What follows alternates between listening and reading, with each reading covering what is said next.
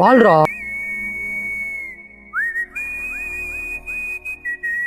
நீ பேரு போயிடா, போடா போடா போய் பேசுடா போடா. டேய் பேசவே பயமா இருக்குடா. டேய் இவன் வேஸ்ட்ரா. ஏங்க என் ஃப்ரெண்டும் லவ் பண்றியா? டேய் சுருட்ட இங்க வாடா.